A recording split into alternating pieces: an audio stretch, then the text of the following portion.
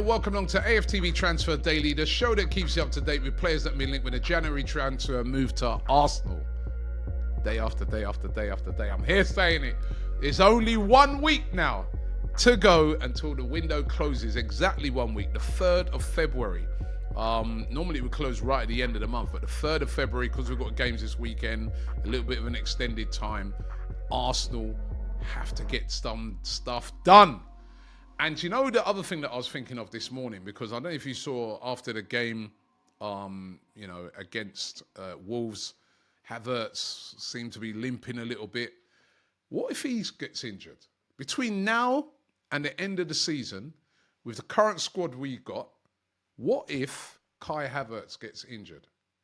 He's out for, say, gets a hamstring, out for even a month.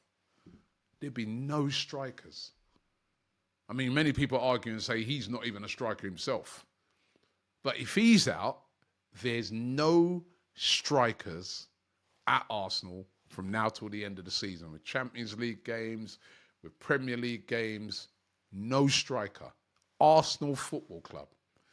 It has to be addressed in the next 7 days. Or else, I wouldn't even, I was thinking about it this morning. Imagine we play a game against Man City. We ain't brought no one in. And say someone like Mamouche scores against us and we lose the game. All these things are going through my head. Like, come on, Arsenal. Next 7 days, let's get the job done. Let's get that forward player, stroke striker in. Now, you know what? Funny enough, I was thinking and looking at it today. On this day in 2021, we made a great signing in January. Martin Odegaard. It was on this very day in 2021, he came on loan from Real Madrid until the end of the season. And at the end of the season, we ended up buying him for £35 million.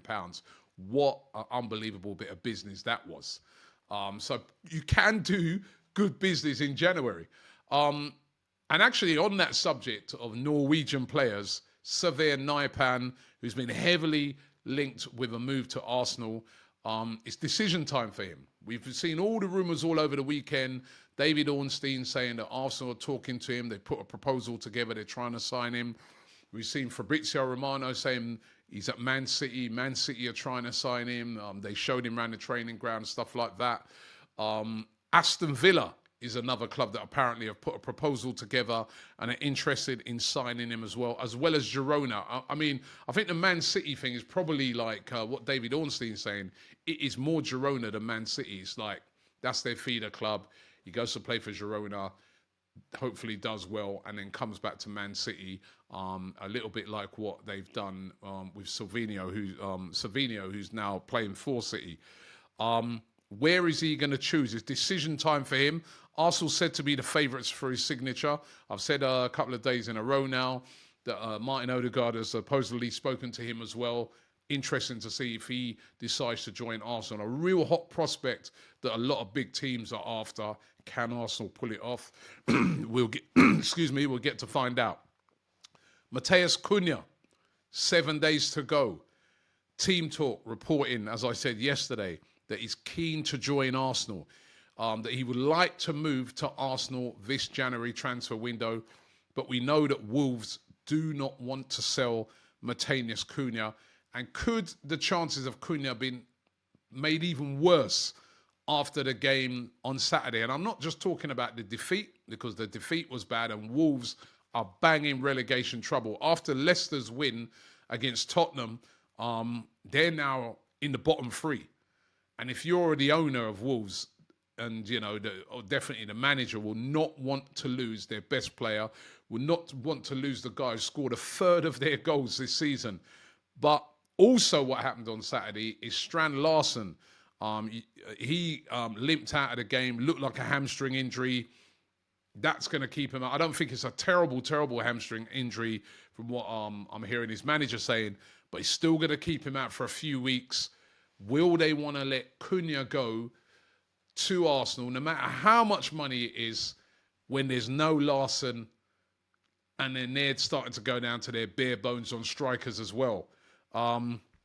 Starting to look like that is a very hard deal to do unless it's a big offer, an offer that they can't refuse. Then Sesko. Could Arsenal get the Slovenian away from RB Leipzig this January transfer window? There's been lots of reports flying around today that he's told people that he wants to move this January. Sesko wants to move to Arsenal this January. However, it's not just down to Sesko. It's up to RB Leipzig. Would they be willing to sell him this January in the next 7 days? There's rumours that Arsenal are willing to make a big bid to get this deal done. Is it going to happen? Could Arsenal tempt him away? We know he's a summer target. But Sesko apparently wants to move now, wants to come to Arsenal this January. It's going to take at least 65 to 70 million pounds to get him away. You know, RB Leipzig would have seen how much Mamouche went for to Manchester City. And they don't want to lose him. As I've said on many occasions, there's a chance of him, you know, getting into the chance of RB Leipzig getting into the Champions League. They won't want to sell. Going to be interesting. This one was interesting when I read about this today. Igor Jesus, who's been linked heavily with Arsenal the whole of this transfer window, the striker from Botafogo over there in Brazil.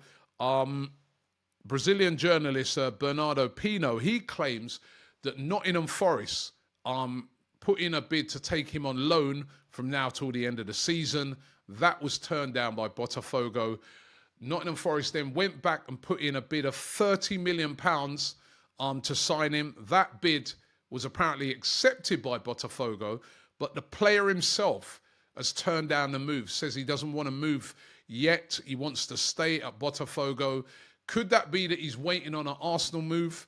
Or is it just genuinely that he feels that he's not quite ready yet to come to the Premier League? I mean, work it out for yourself. And also the other thing that I find very interesting about this, Igor Jesus is a player that was apparently identified by Edu when he was at Arsenal. And that was when he became onto Arsenal's radar. We know Edu, really good at spotting these Brazilian players.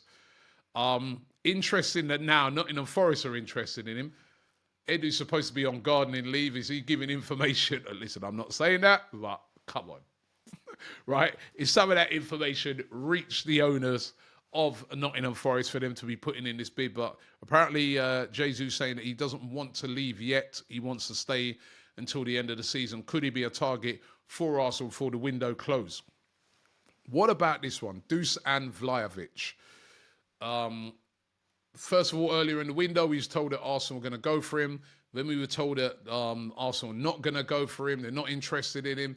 Then, I mean, it's conflicting stories left, right, and centre. But this was very interesting. It came from an Italian journalist who said that Vlahović could leave this January transfer window if Arsenal put in a bid of around 40 million euros. That seems very, very low to me. He hasn't signed a new contract deal yet with Juventus. His contract is up in 2026. It was really interesting that Juventus went out there and they signed Kolo Muani on loan from now till the end of the season. On Saturday, Kolo Muani started and scored in the game ahead of Vlahović. Would they be willing to let Vlahović go? There's a lot of people saying that Muani could be the main guy now from now till the end of the season, and he's got off to a great start. Could Arsenal move for Vlahović? Vlahović looks like he could be gettable. We know that Arsenal were hot in for him, back in, 2-3 years ago. That was their number one target. He ended up snubbing them and going to Juventus from Fiorentina. But could this be a deal that Arsenal could get done this January transfer window? Despite the rumours saying that Arsenal are not interested in him, this could be one to watch. I noted Fabrizio Romano saying that Arsenal are really moving in secret this January transfer window. Could Vlahović be a viable option for Arsenal?